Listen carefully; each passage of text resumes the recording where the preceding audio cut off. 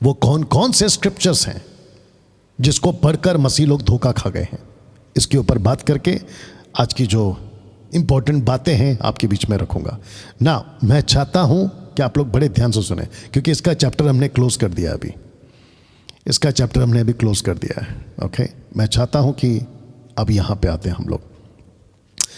वो कौन कौन से स्क्रिप्चर्स हैं जिसको पढ़कर मसीह लोग धोखा खा गए हैं।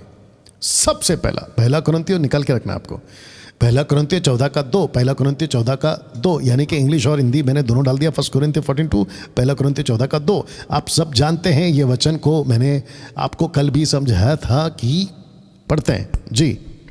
क्योंकि जो अन्य भाषा में बातें करता है वह मनुष्य से नहीं परंतु परमेश्वर से बातें करता है, इसलिए कि उसकी बातें कोई नहीं समझता, क्योंकि वह वेद की बातें आत्मा से होकर बोलता है। ओके, इसको खा गए धोखा। दूसरा, पहला कुरिन्थियों 13:1, फर्स्ट कुरिन्थियों 13:1। यदि मैं मनुष्य और स्वर्गदूतों की बोलियां बोलूं और प्रेम न रखूं तो मैं ठनठनाता हुआ पीतल और जनजनाती हुई झांझ हूं। बस इसको लेकर भी लोग धोखा खा गए, और ऐसे ऐसे महामूर्ख लोग, ऐसे ऐसे भेड़िए, ऐसे ऐसे अधूरे ज्ञान वाले सेवक तक आपको इसके ऊपर ये कहते हुए मिल जाएंगे कि देखो लिखा है स्वर्गीय भाषा, स्वर्गीय भाषा, ऊपर से स्वर्गदूत, स्वर्गीय भाषा, जिनको नहीं पता है कि क्या बोल रहे हैं, तो इस पे धोखा खा गए। जॉन चैप्टर 4 वर्स 23-24, यूहन्ना की किताब उसका 4:23-24।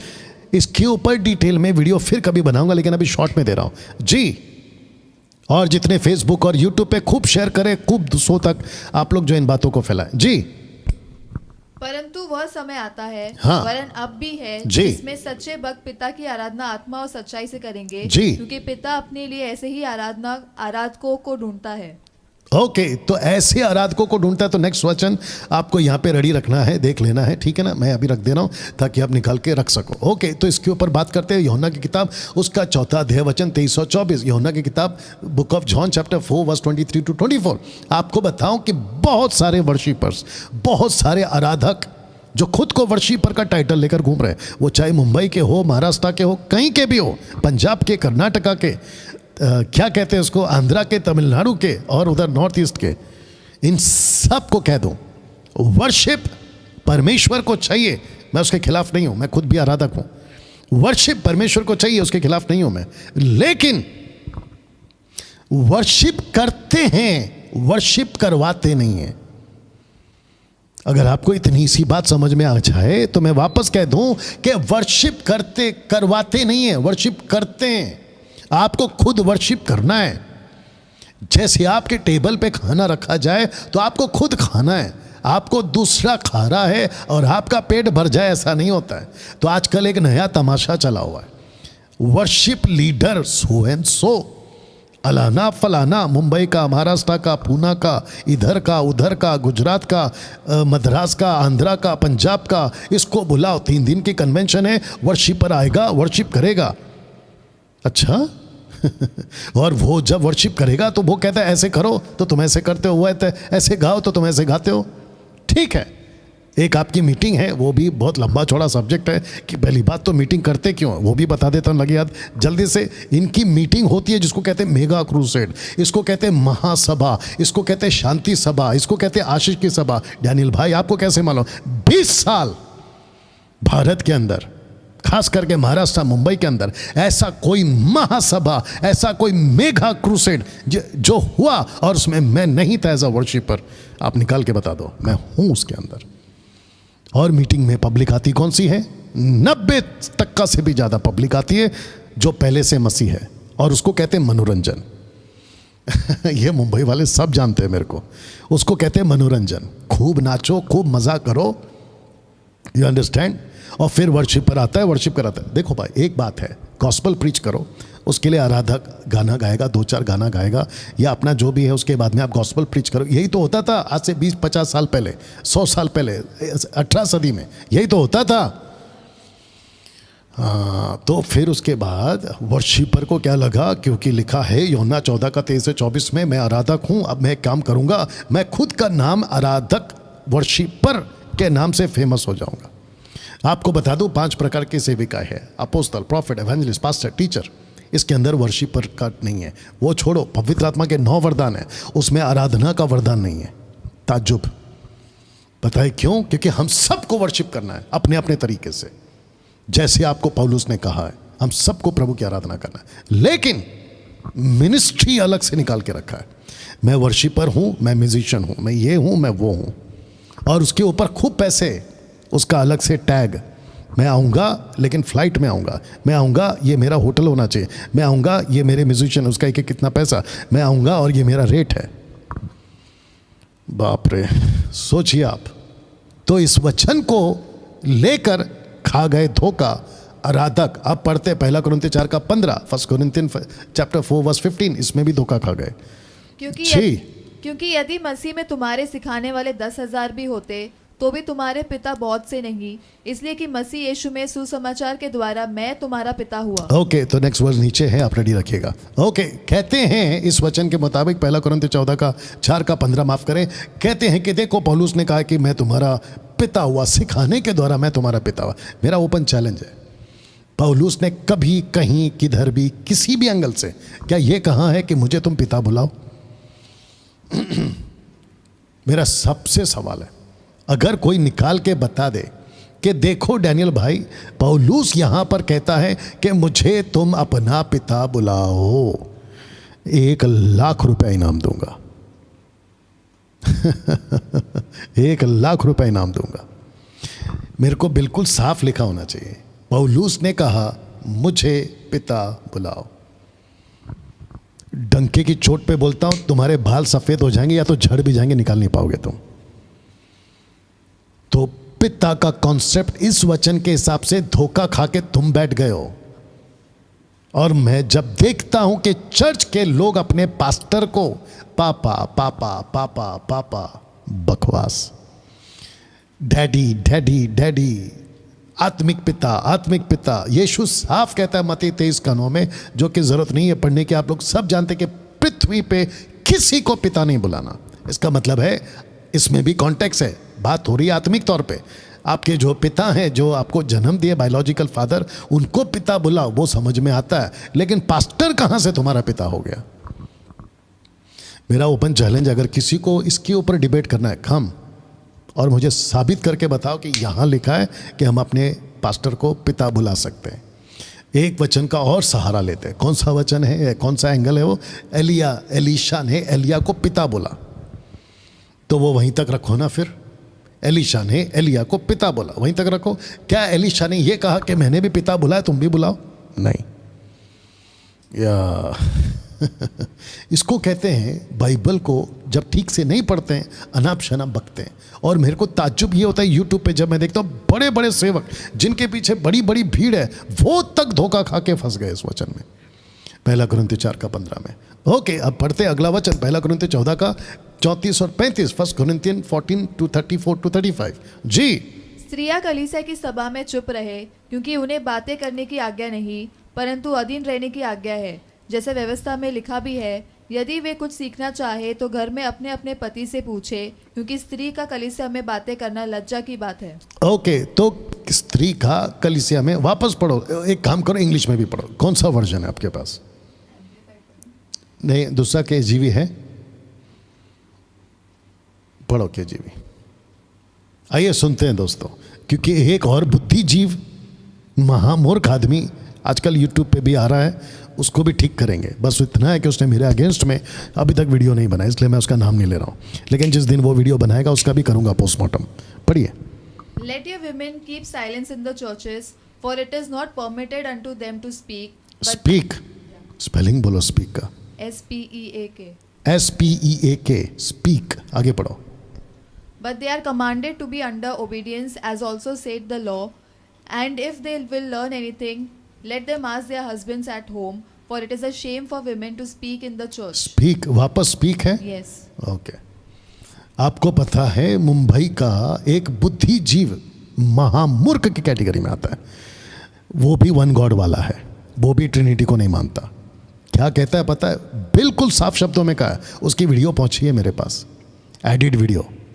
कहता है कि पौलुस ने साफ कहा है कि स्त्री चर्च में प्रचार ना करे। अब उसकी कौन सी बाइबल वो पढ़ता है, कैसे वो पढ़ता है, उसके ऊपर हंसी आती है। यहां लिखा है कि womens are not permitted to speak, not preach. और स्पीक किससे? कॉन्टेक्स्ट में उसका पति। और तुमने उठाकर बता दिया कि सभी औरतें। सब औरत को नहीं बोला साहब, यहां पे बोला है जो शादीशुदा पत्नी है ना, उसको कहा है, किसी का पति के साथ वो बात कर रही थी। और तुमने उठाकर क्या बोल दिया कि women should not preach. Preach अलग है, स्पीक अलग है। और तुम उसको मिला, इसलिए मैंने क्या कहा था कि मिलावटी वालों से मेरी लड़ाई है, वचन के मिलावटी वालों से। आप इसको कहते हो 1 कुरिन्थियों 14 का 34-35, 1 तिमोथी उसका 2 अध्याय वचन 12, 10, 12, 11, 13, वहां तक भी जाते ना, तो वहां पे भी कॉन्टेक्स्ट में पति पत्नी है, औरत नहीं है। डैनियल भाई, जो पत्नियां होती हैं वो औरत नहीं होती? ऑफ कोर्स होती है, लेकिन क्या सभी औरतें पत्नी होती है? बकवास, पागल। हद है साहब इन लोगों की।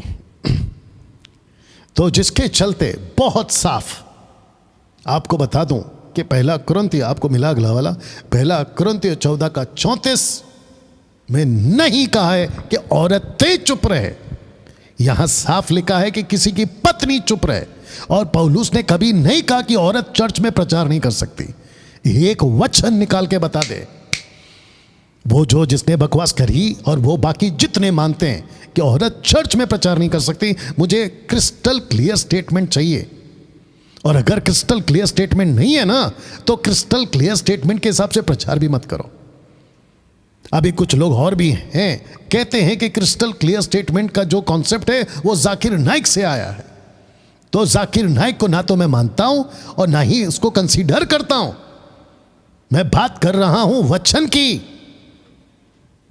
तो मेरे को जाकिर नाइक का कॉन्सेप्ट मत थोपो। और अगर तुमने कहा है ना कि औरत प्रचार नहीं कर सकती, तो तुम्हारा स्टेटमेंट है वो कि देखो ऐसा कहा है। कहां कहा है भाई? ऐसा तो कुछ भी नहीं कहा है बाइबल के अंदर। तुम सबको उल्लू बना सकते हो, लेकिन जो घर के अंदर रहता है ना, उसको नहीं उल्लू बना सकते कि घर का चीज ऐसा है वैसा है। अरे वो रहता है घर के अंदर। बाइबल को पी के बैठा ये डैनियल राज, बाइबल को पी के बैठा है, पढ़ना पीना सब करके बैठा है ये आदमी। और तुम मेरे को सिखाओगे? डैनियल भाई, घमंड की बात है, ऑफ कोर्स घमंड की बात है। मेरे को घमंड है कि मुझे परमेश्वर का वचन पता है, मुझे घमंड है कि मैं सच्चे परमेश्वर को जानता हूं। और मैं इसलिए ऐसा कह रहा हूं क्योंकि तुम लोगों ने गंद फैला के रखी है यूट्यूब के ऊपर। औरतें ये नहीं कर सकती, औरतें ये नहीं कर सकती। तुम लोगों को तो ये भी नहीं पता है। आप एक काम करो, इंग्लिश में KJV वर्जन ही पढ़ो। जेनेसिस चैप्टर 1 वर्स 26 पढ़ो। जी, मैं चाहता हूं कि इसको ध्यान से सुनिएगा। और जितने लिख रहे हैं आप लोग हैशटैग मसीह जनता के नाम से ही आप आगे अपना कमेंट करेंगे। और जैसा यहाँ पे कितने लोग जुड़ गए यूट्यूब पे? 550 प्लस, और यहाँ पे 315 प्लस। तो क्या बोलेंगे? 800-900 के आसपास लोग जुड़ गए जी। And God said, let us make man in our image. Repeat. And God said, let us make man in our image. Let us, US, let us, ये us कौन है? फिर कभी इसके ऊपर टीचिंग दूंगा। Let us, एक है पिता परमेश्वर और दूसरा है होली स्पिरिट। आप बोलोगे डैनियल भाई आपको कैसे मालूम? तो एक का एक पढ़ो उसी का। जेनेसिस 1:1 जी। In the beginning God created the heaven. एक second, in the beginning God, तो यहां पे गॉड है, वो बात अलग है कि एलोहिम प्लूरल फॉर्म है। गॉड आगे। In the beginning God created the heaven and the earth was without form हाँ, and void, हाँ. and darkness was upon the face of the deep, हाँ. and the spirit of God moved upon. Spirit of God. तो यहां पे spirit है और वहां पे गॉड है। तब जाकर 26 में कहता है let us.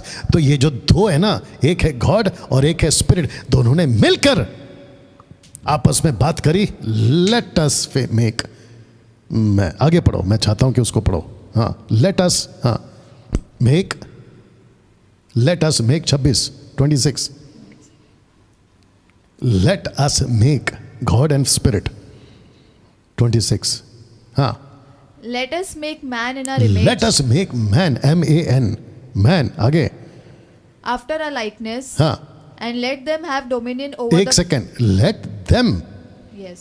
Let them, repeat करो उसको फिर से। and let them have नहीं, तुमको धम में पंच डालना है। and let them तो पहले क्या बोला? लेट अस मेक मैन, वो है सिंगुलर।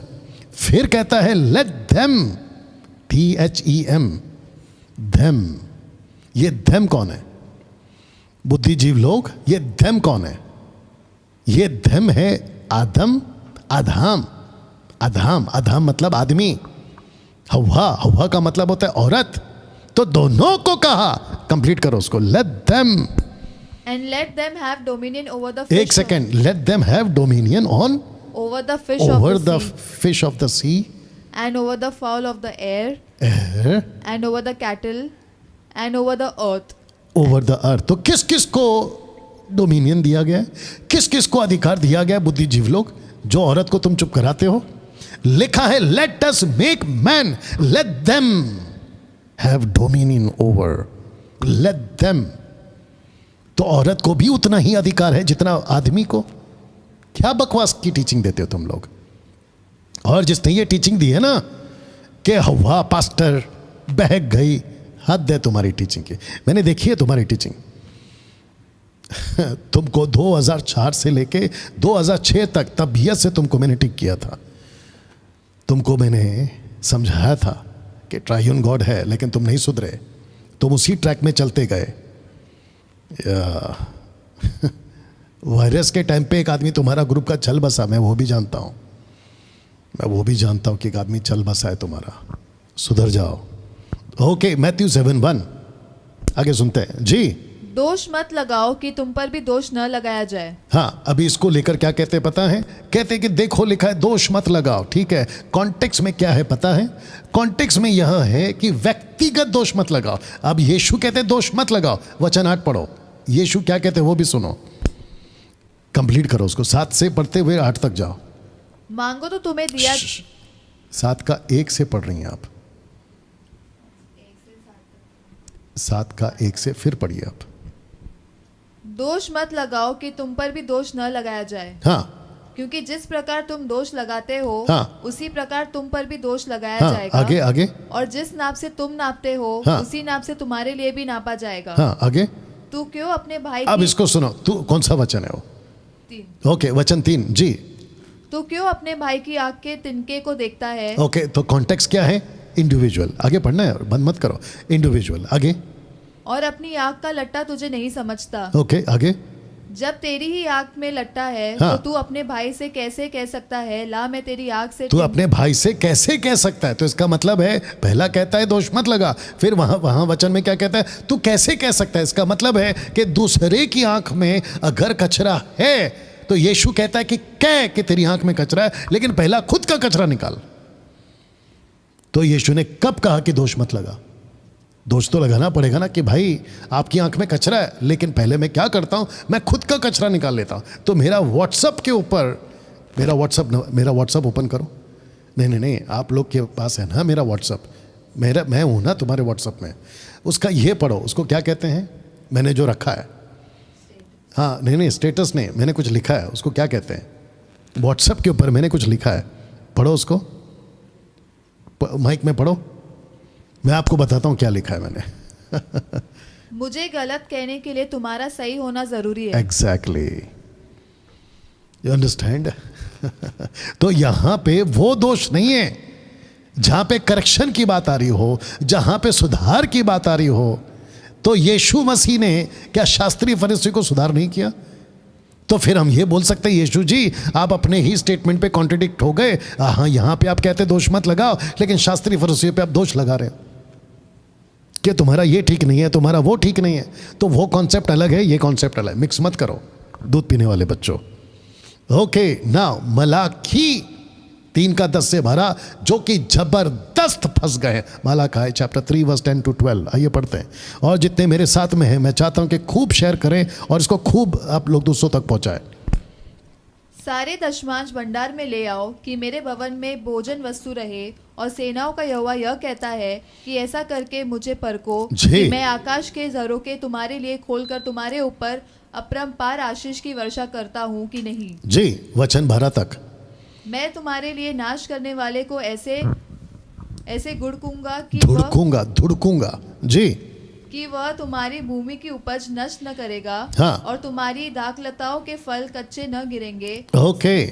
अब इसको कहते हैं, थैंक यू, इसको कहते हैं कि ये जो है ना क्रिस्टल क्लियर स्टेटमेंट, ये जूइश लोगों के लिए, इजरायलियों के लिए।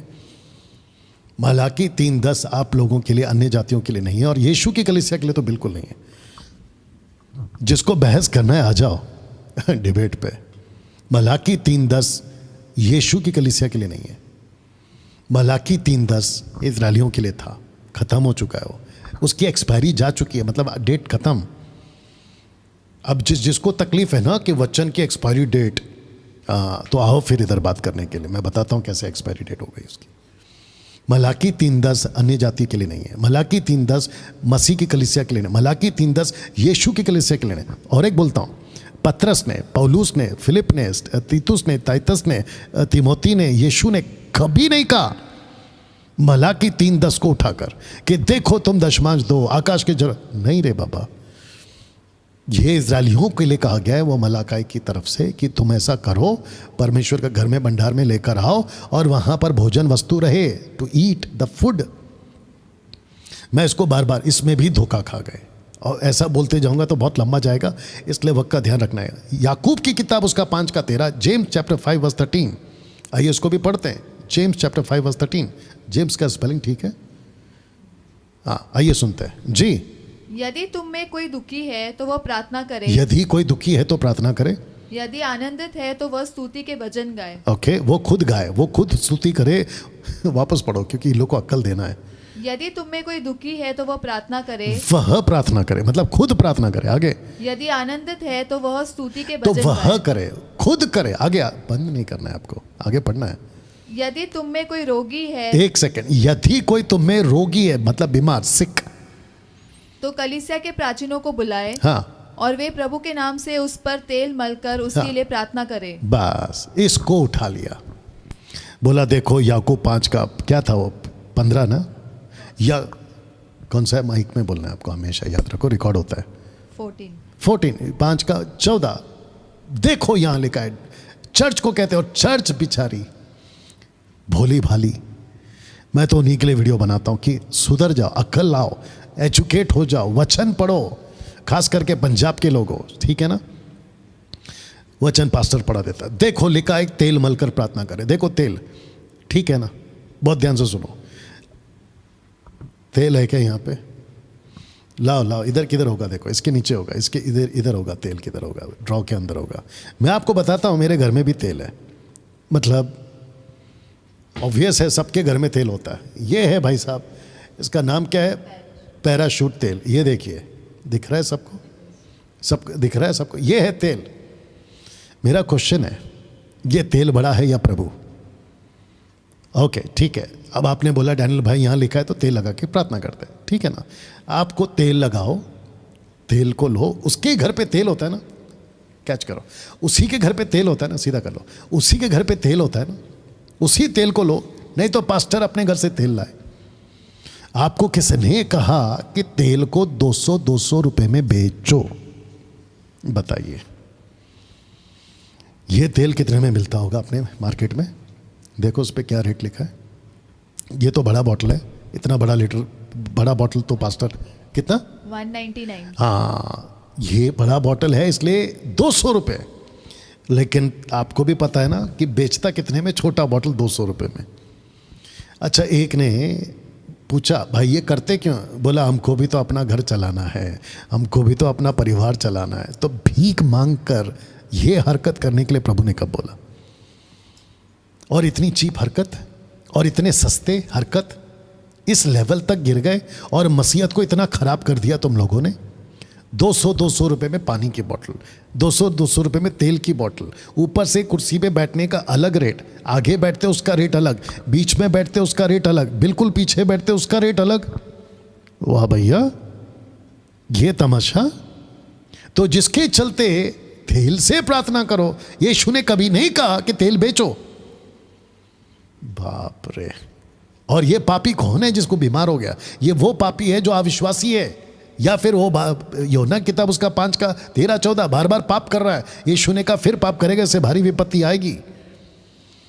ये हरकत ही क्यों, मेरा क्वेश्चन ये है। नेक्स्ट रेडी रखो। अभी मैं सब कुछ पूरा आज कर पाऊंगा मुझे नहीं पता, लेकिन देखते हम कहां तक जा सकते हैं, ठीक है ना। आइए सुनते हैं आइज़ाया चैप्टर 54 वर्स 17। जी, और जितने सुन रहे हैं मैं चाहता हूं कि आप अपनी अपनी प्रतिक्रिया देते जाएं। आप कैसे महसूस कर रहे हैं, क्या गंदगी फैली आज, उसको जिसको आज यहां पे एक्सपोज किया जा रहा है, उन सब बातों को, ये सब जगह चल रहा है, सब चर्च में चलता है आजकल। पास्टर तो बैग में अलग से तेल की बोतल लेकर घूमता है, आपको बताऊं, तेल की बोतल लेकर घूमता है। अगर प्रभु कहता है ना तो करो, लेकिन प्रभु ने नहीं कहा, जबकि उसको खुद प्रार्थना करना है, विश्वासी को खुद प्रार्थना करना है अपने लिए, लेकिन लगे पड़े यहां पर। पढ़िए आइज़ाया 54 का 17। जितने हथियार तेरी हानि के लिए बनाए जाए उनमें से कोई सफल न होगा, और जितने लोग मुद्दाई होकर तुझ पर नालिश करे उन सबों से तू जीत जाएगा। ओके, नाउ मैं आपको बता दूं, ये है 54 चैप्टर। कौन सा है? 54। आपको बता दूं कि कुछ प्रचारक ऐसे हैं जो कहते हैं कि आपको $54 देना है। अभी फिर से पढ़ो, इंग्लिश में पढ़ो, सॉरी। ऐसे बहुत सारे वीडियोस हैं, मैं आपको फिर कभी दिखाऊंगा। पढ़िए इंग्लिश में 54 verse 17। No weapon that is transformed against thee no weapon, वाह, आगे shall prosper, हाँ। and every tongue that shall rise against thee in हाँ। judgment thou shall not condemn। हाँ, तो इसका मतलब है कि आपके ऊपर कोई तीर, कोई विपत्ति नहीं आएगी। इसलिए अगर आप चाहते हो कि ये ना हो तो आप एक काम करो, $54 लेकर आओ। आप जानते हैं ये मूर्खता क्या है। अब आपको एक्सपोज करते हैं इन लोगों को, ठीक है ना। आपने पढ़ा 17, ठीक है, अब 18 पढ़ो, मतलब 55 का 1 पढ़ो, मतलब नेक्स्ट वर्स जो कि होना चाहिए 18। नहीं, इंग्लिश में पढ़ो। Everyone that thirst, come ye to the waters, and he that hath no money, come ye buy and eat। जिसके पास पैसा नहीं है वो आ जाओ। यहां पे क्या कहते हैं? $54 लेके आओ। अब आप देख रहे हो, नेक्स्ट वर्ड ये कहता है, अगला वचन ये कहता है मुफ्त में आओ। हिंदी में भी पढ़ लीजिए अगर आपके पास रेडी है, हिंदी में लिखा है मुफ्त में आओ। ये कहते हैं $54 लेके आओ।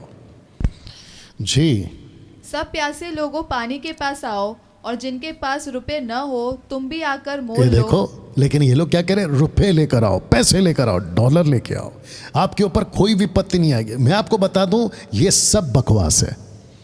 इन लोगों का पैसे कमाने का ये तरीका है। ये वचन पढ़ाते हैं और कहते हैं कि $54 दे दो हमको। बताइए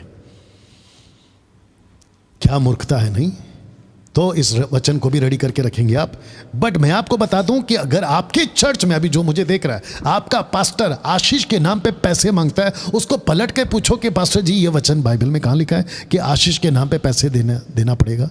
ऐसा पलट कर पूछना होगा आप लोगों को, नहीं तो अगली नस्ल, अगली जनरेशन, अगले जनरेशन के बच्चे पूरी तरह से गलत चर्च में जाकर फंस जाएंगे। जी पढ़िए। जी, भविष्य में केवल जल ही का पीने वाला न रहे, हाँ। पर अपने पेट के और अपने बार बार बीमार होने के कारण थोड़ा थोड़ा दाखरस भी काम में लाया कर। अभी इसी को इंग्लिश में पढ़ो। जी, देखो क्या गड़बड़ है। इस वचन को लिया धोखा खा के, आउट ऑफ कॉन्टेक्स्ट सिखाना शुरू कर दिया। मैं इसके ऊपर अलग से कभी वीडियो बनाऊंगा, लेकिन फिलहाल आप इसको सुनिएगा। ठीक जी। Drink no longer water but use a little wine for wine, WINE, wine. इसको पढ़ा और कहते कि देखो लिखा है, पौलुस ने कहा कि वाइन पी सकते हैं। तो आपको पता है बहुत सारे, मैं जिनको जानता हूं, उन लोगों ने वाइन पीना शुरू किया है। वो वाइन पीते हैं, वाइन पीते हैं, रम पीते हैं, बियर पीते हैं, पता नहीं क्या क्या पीते हैं। तो जिसके चलते उनको धोखा कहां से मिला? इस वचन से।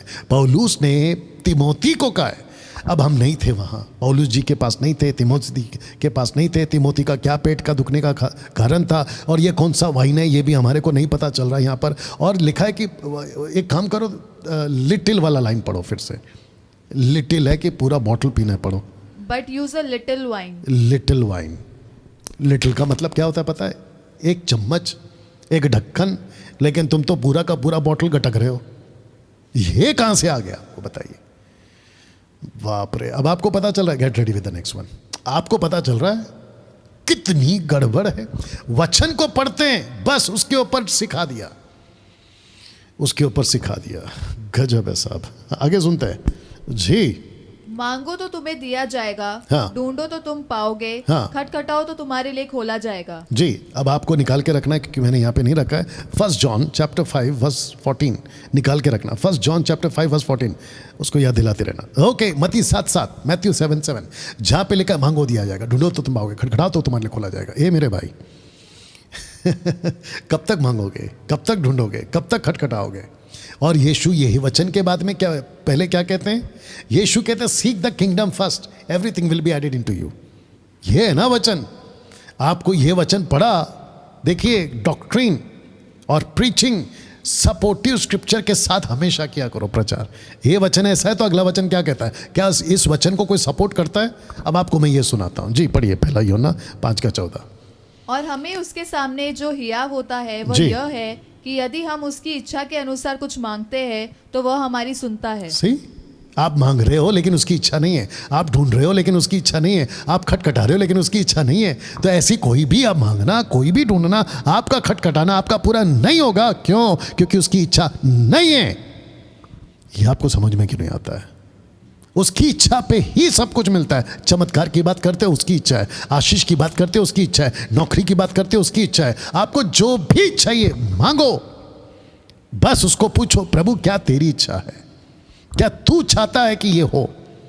अगर वो कहता है कि यस मेरी इच्छा है कि तुझे ये मिले, तो उसको आपको देने से कोई भी माइके लाल रोक नहीं सकता। सीधी बात। तो ये मत्ती 7:7 के चक्कर में क्यों पड़ गए? और पास्टर लोग, तुम लोग क्या सिखाते हो? बाइबल टीचर, मांगो मांगो मांगो, सीख सीख सीख सीख। ए मेरे भाई बाहर निकलो इससे, जरा एजुकेट हो जाओ। ओके, 1 कुरिन्थियों 2:9, 1 कुरिन्थियों 2:9, 1 कुरिन्थियों चैप्टर 2 वर्स 9 इसको भी पढ़ते। तो जितने देख रहे हैं फेसबुक और यूट्यूब पर, मैं चाहता हूं कि आप लोग खूब वॉच पार्टी और शेयर करें जी। परंतु जैसा लिखा है, जो बातें आंख ने नहीं देखी और कान ने नहीं सुनी और जो बातें मनुष्य के चित्त में नहीं चढ़ी, वे ही है जो परमेश्वर ने अपने प्रेम रखने वालों के लिए तैयार की है। अब इसको पढ़ते हैं कि देखो परमेश्वर ने ऐसा कहा, देखो परमेश्वर ने, जबकि वो घटना बीत चुकी उसको बता रहा है पौलुस। आपने 8-9 पढ़ा ना, अब आप 7 से पढ़ो,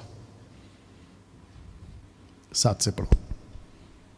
परंतु हम परमेश्वर का वह गुप्त ज्ञान वेद की रीति पर बताते हैं, जिसे परमेश्वर ने सनातन से हमारी महिमा के लिए ठहराया जी, जिसे इस संसार के हाकिमों में से किसी ने नहीं जाना जी। क्योंकि यदि वे जानते तो तेजो में प्रभु का क्रूस पर न तो चढ़ाते। तेजोमय प्रभु को क्रूस पे ना चढ़ाते। आगे, परंतु जैसा लिखा है, जो बातें आंख ने नहीं देखी और जैसा लिखा है, ओल्ड टेस्टमेंट की बात हो रही है। तो ऐसा नहीं कहा है पौलुस ने कि जो आंखों ने नहीं देखा उसको प्रभु ने रखा है, जो कानों ने नहीं सुना उसको प्रभु ने रखा है, जो तुमको समझ में नहीं आया उसको प्रभु। ये घटना यीशु से रिलेटेड है, ये घटना इस्राएलियों से रिलेटेड है जो पूरी हो चुकी है। अगर जानते तो क्रूस पे ना चढ़ाते, जैसा लिखा है।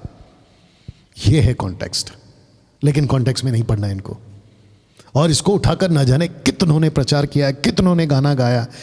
मैं जब उनकी इक्का दुक्का कोई वीडियो सामने आ जाती तो मेरे को हंसी आती कि क्या बकवास चल रहा है। ऊपर से परमेश्वर बोलता होगा, बेटा एक बार जब तू ऊपर आएगा तेरे लिए डंडा तैयार करके रखा है। Okay, Romeo 4:17, Romeo 4:17। तुम मुझे वहाँ से इशारा करना नेक्स्ट रखने के लिए, ठीक है ना? Romeo 4:17, Romans 4:17। आइए सुनते हैं क्या लिखा है। जैसा लिखा है, मैंने तुझे बहुत सी जातियों का पिता ठहराया है, उस परमेश्वर के सामने जिस पर उसने विश्वास किया और जो मरे हुओं को जिलाता है और जो बातें है कि नहीं उनका जो बातें है ही नहीं, जो बातें है ही नहीं उनका नाम ऐसा लेता है कि मानो वे है। बस कुछ बातें नहीं है तो कहते हैं कि ओके। मैं आपको एक एग्जांपल देता हूं।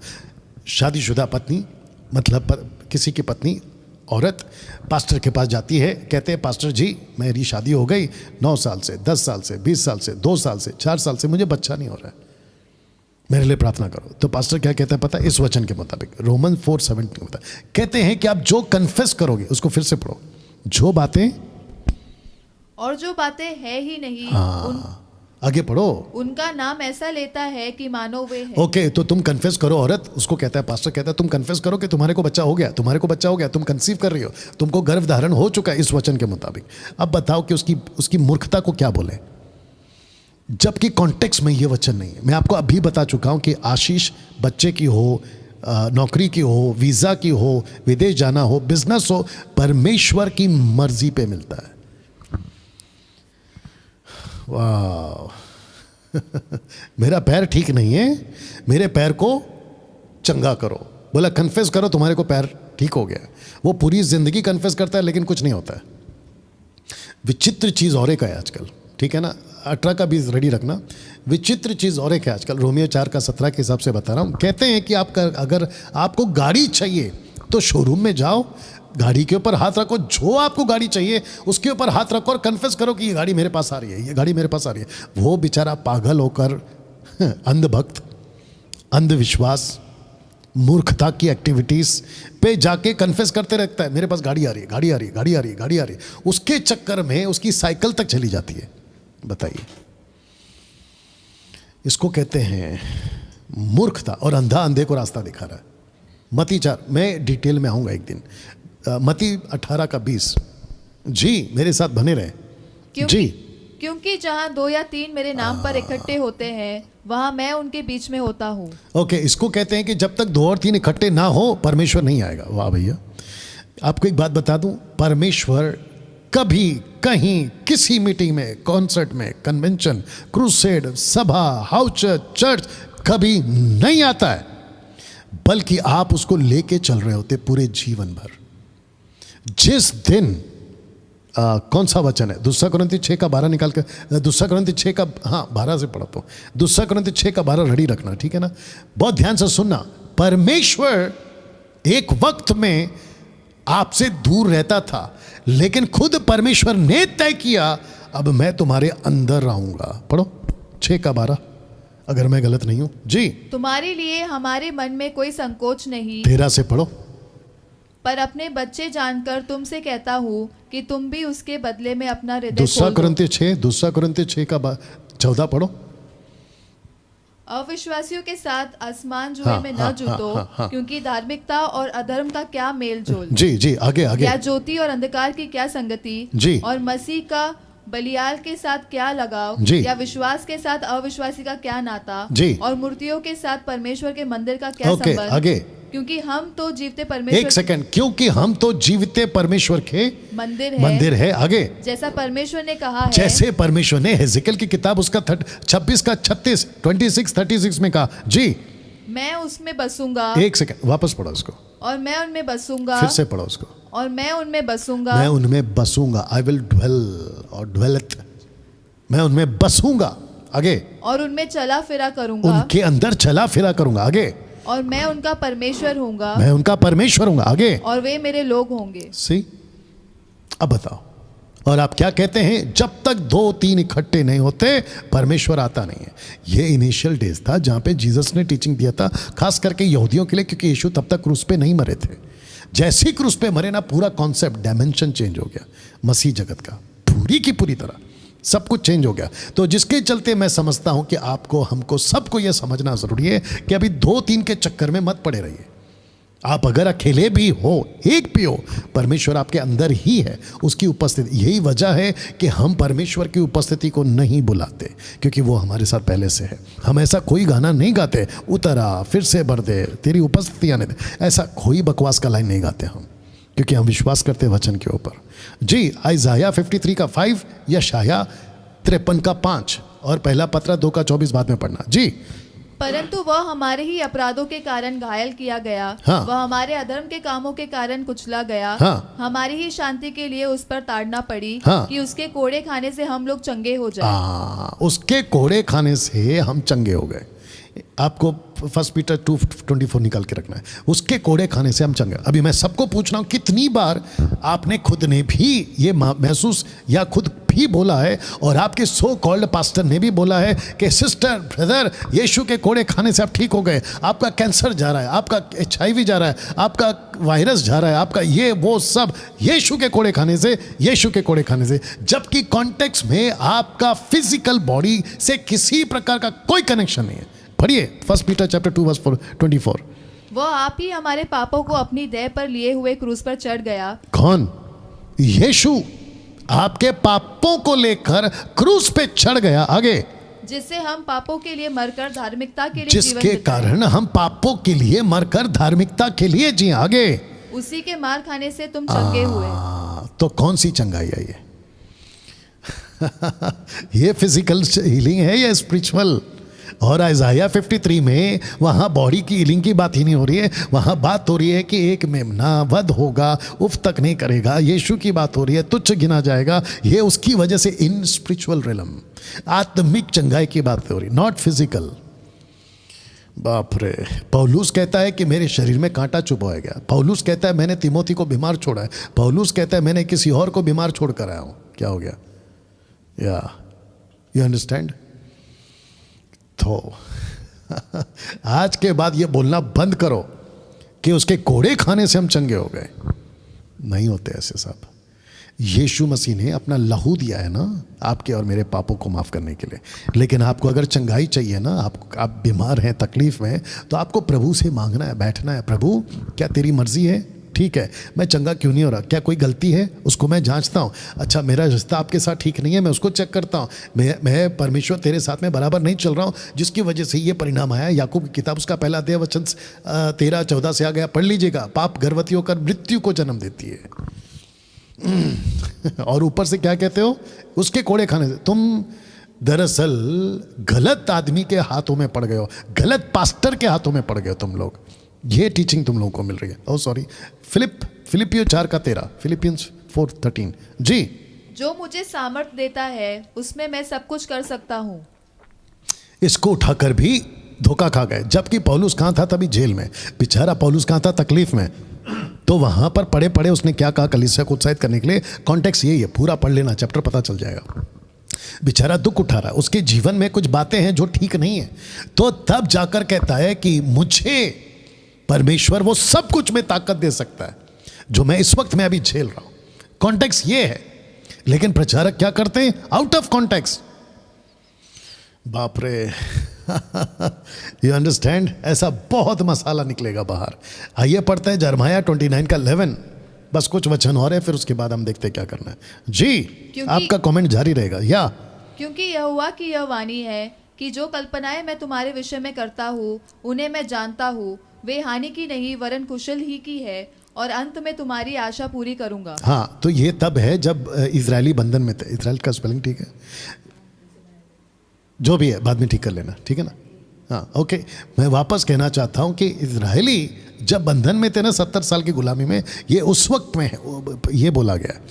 तो परमेश्वर इजरायलियों को कहता है कि मैंने जो कल्पना की है, क्योंकि मैं एक दिन तुमको छुड़ाऊंगा, वहां से बाहर लेकर आऊंगा। अब इस वचन को उठाकर क्या कहते हैं? देखिए, मैं वापस कहता, जो वचन परमेश्वर ने बोला था वो उसका एक लिमिट होता है, वो लिमिट तक ही रहता है। मैं ऊपर से मन्ना गिराऊंगा, उसका एक लिमिट था, टाइम पीरियड था, वो उसके बाद में खत्म हो गया। परमेश्वर कहता था कि अब मन्ना नहीं गिरेगा क्योंकि तुम प्रॉमिस लैंड में पहुंच गए हो, अब तुम खुद अपनी रोटी बनाओ, खुद खाओ, ऊपर से नहीं गिरेगा मन्ना। You understand? चट्टान से फिर पानी नहीं आएगा, आपका नगर पालिका पानी देगा आपको, चट्टान नहीं देगा। उसका एक लिमिट होता है। वैसे ही है ना, हर वचन को जो पहले घट चुका है उसको उठाकर कलीसिया को उल्लू बनाकर, उनको मोटिवेशनल के लिए कुछ भी उठाकर आप उनको धोखे में नहीं रख सकते। आपको सटीक प्रीच करना है। इसलिए तो पौलुस कहता है 2 तिमोथी चैप्टर 2:15 में, rightly dividing the word of truth. आपको वचन को ठीक से इंटरप्रेट करके देना है। बाप रे। आपको उनको वचन को ठीक से इंटरप्रेट करके देना है। लूका 6:38 को पढ़िए, रखिएगा। मैं बस आपके बीच में कुछ और चीज़ रखूँगा। मैं आपसे वादा करता हूँ कि एक एक वचन का मैं आपको है ना खुलासे के साथ वीडियो बनाऊंगा, डोंट वरी। या दिया करो तो तुम्हें भी दिया जाएगा। लोग पूरा नाप दबा दबा कर और हिला हिला कर और उभरता हुआ तुम्हारी गोद में डालेंगे, क्योंकि जिस नाप से तुम नापते हो उसी से तुम्हारे लिए भी नापा जाएगा। ओके, आपको पता है इंटरनेशनल लेवल पे बड़े बड़े पास्टर्स और बड़ी बड़ी दासियां इस वचन का सहारा लेके लोगों को भावुक करके उनको इमोशनल ब्लैकमेल करके कहते हैं कि देखो परमेश्वर उभरता हुआ आपकी गोद में डालेगा, ब्लेसिंग देगा, ब्लेसिंग देगा, जबकि ये वचन दूसरों की हेल्प करने के लिए, गरीबों को हेल्प करने के लिए, परमेश्वर की तरफ का ये ब्लेसिंग का बात ही नहीं हो रहा है। आप जब दूसरों की मदद करोगे, आप पीछे से पढ़ सकते, 32 से पढ़िए, आपको पता चल जाएगा। 32 से पढ़िए, आपको पता चल जाएगा। कॉन्टेक्स्ट में दूसरों की मदद करना है जी। यदि तुम अपने प्रेम रखने वालों के साथ प्रेम रखो तो तुम्हारी क्या बड़ाई, हाँ। क्योंकि पापी भी अपने प्रेम रखने वालों के साथ प्रेम रखते हैं। हाँ। यदि तुम अपने भलाई करने वालों ही के साथ भलाई करते हो हाँ। तो तुम्हारा क्या बड़ाई, हाँ। क्योंकि पापी भी ऐसा ही करते हैं। हाँ। यदि तुम उन्हें उधार दो, हाँ, आराम से, यदि तुम उन्हें उधार दो, या 32 से आप पढ़ रही थी जी जी। यदि तुम उन्हें उधार दो जिनसे फिर पाने की आशा रखते हो तो तुम्हारी क्या बड़ाई, हाँ। क्योंकि पापी पापियों को उधार देते हैं कि हाँ। उतना ही फिर पाए। हाँ वरन अपने शत्रुओं से प्रेम रखो हाँ। और भलाई करो, हाँ। और फिर पाने की आशा न रखकर उधार दो, हाँ। और तुम्हारे लिए बड़ा फल होगा, जी और तुम परम प्रधान के संतान ठहरोगे। जी। क्योंकि वह उन पर जो धन्यवाद नहीं करते और बुरों पर भी कृपालु है। हाँ। जैसा तुम्हारा पिता दयावंत है, वैसा हाँ। ही तुम भी दयावंत बनो। हाँ, तो कॉन्टेक्स्ट में दूसरों की मदद करना है। लेकिन आपको पता है ये प्रॉस्पेरिटी प्रीचर क्या करते हैं? लूक 6:38 निकालते हैं, देखो लिखा है उभरता हुआ, उबलता हुआ, पता नहीं क्या क्या करता हुआ आपको आशीष देगा, और तुम उसके चक्कर में बन जाते उल्लू। कॉन्टेक्स्ट में एक दूसरे की मदद करने की बात हो रही है, परमेश्वर की तरफ से आशीष की बात नहीं हो रही है।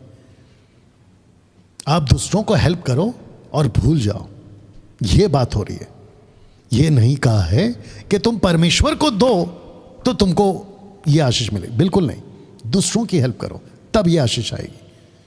और इसके चक्कर में पास्टर लोग क्या करते हैं? खुद का पॉकेट, खुद का घर, खुद का सब कुछ, और उसके चक्कर में चर्च गरीब, पास्टर अमीर, ये चक्कर हो रहा है। Get ready with the next one. दोस्तों, अभी तक कैसा लग रहा है?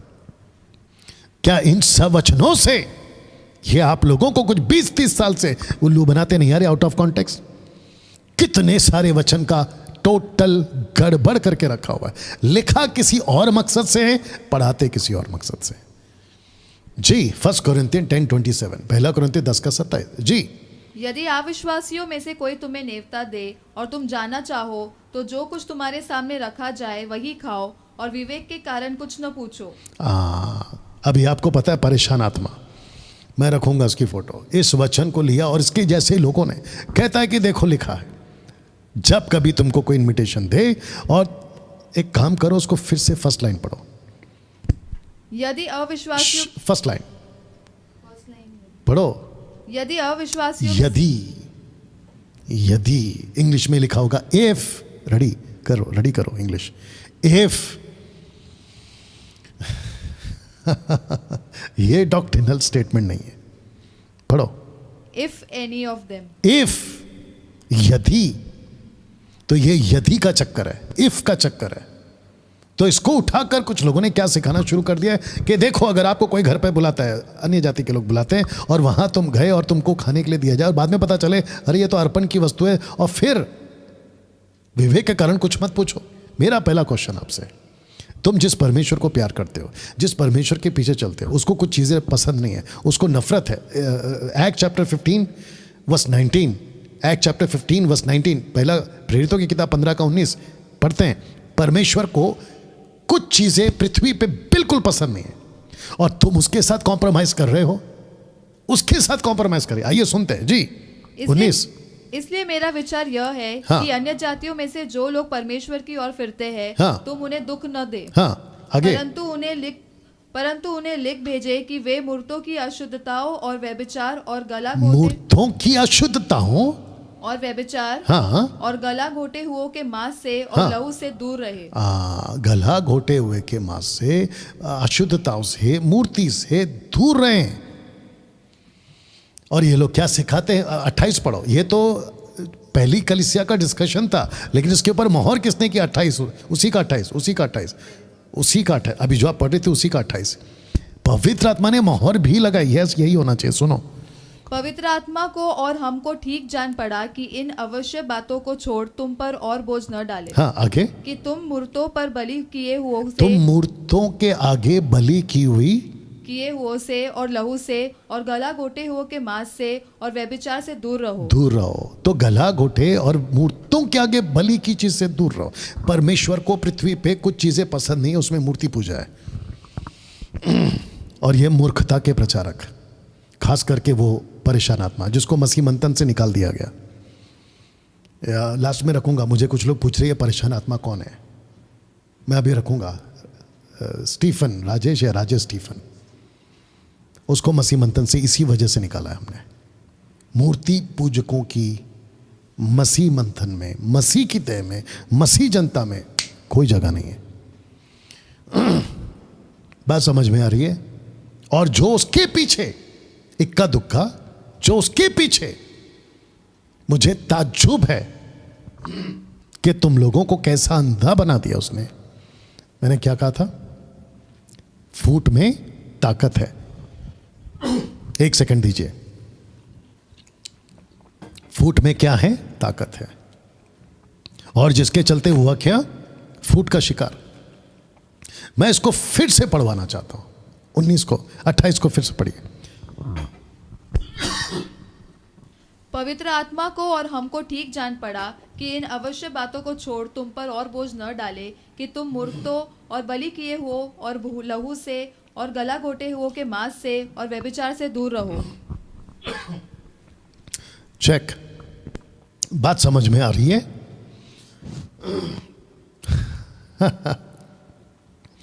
किसी प्रकार का कोई पास्टर, कोई बाइबल टीचर, कोई यूट्यूबर, सोशल प्लेटफॉर्म पे प्रीच करने वाला, जूम पे प्रीच करने वाला, अगर मूर्ति पूजा से लिप्त है और मूर्ति पूजा के कॉन्सेप्ट को एक्सेप्ट करके बैठा है, ऐसे लोगों को सबसे पहला गेट आउट करो और इन लोगों से दूर रहो। ये ऐसे लोग तो सबसे पहला स्वर्ग तो नहीं जाएंगे, पक्की लाइन है, पक्की बात है, नहीं जाएंगे ये लोग। और एक दे रहा हूं अब, क्योंकि निकला है तो और एक दे रहा हूं।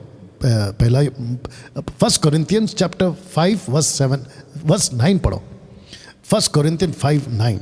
जी, मैंने अपनी पत्री में तुम्हें लिखा है कि व्यभिचारियों की संगति न करना। हाँ आगे। यह नहीं कि तुम बिल्कुल इस जगत के व्यभिचारियों और लोभियों या अंधेर करने वालों जी। या मूर्ति पूजकों की संगति करो, हाँ। क्योंकि इस दशा में तो तुम्हें जगत में से निकल जाना ही सांसारिक लोगों से दोस्ती करना है वचन सुनाने के कॉन्सेप्ट में। आगे, अभी आगे पढ़िए, सुनिए जी।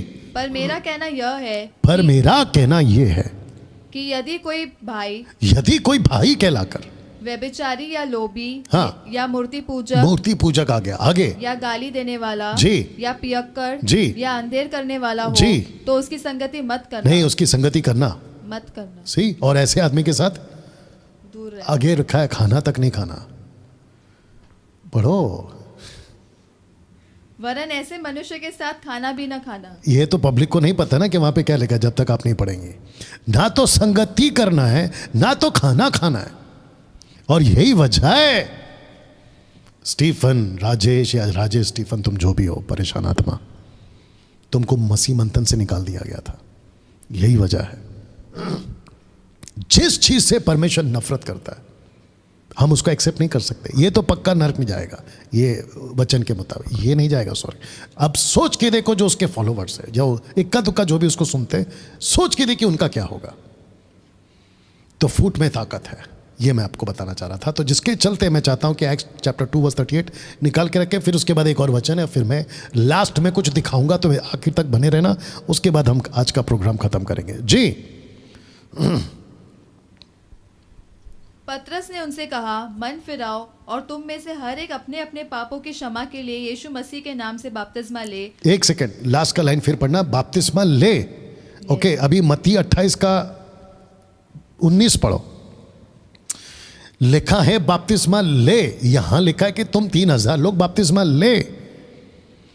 इसलिए तुम जाओ, सब जातियों के लोगों को चेला बनाओ और उन्हें पिता और पुत्र और पवित्र आत्मा के नाम से बपतिस्मा दो। तो यहां लिखा है ले, और यीशु कहता है तुम दो। इसको कहते हैं डॉक्ट्रिनल स्टेटमेंट। पतरस ने क्या कहा, तुम लो, तो उसने कहा तुम लो, उन्होंने लिया, उनका जो होगा प्रभु न्याय करेगा। लेकिन एक्ट चैप्टर 2 वर्स 38 को उठाकर कहते कि देखो पतरस ने यही किया था, हम भी यही करेंगे। वाह बेटा, यीशु साफ कहता है baptise them in the name of the Father, the Son and the Holy Spirit. Baptise them. तो लो और दो में फर्क है, ले और दे में फर्क है। तो इसको उठाकर आप लोग मत सिखाया करो, ये लास्ट स्क्रिप्चर है, इसको उठाकर आप लोग मत बताया करो एक्ट चैप्टर 2:38 को कि बैप्टिज्म जो है वो वन नेम पे होना चाहिए।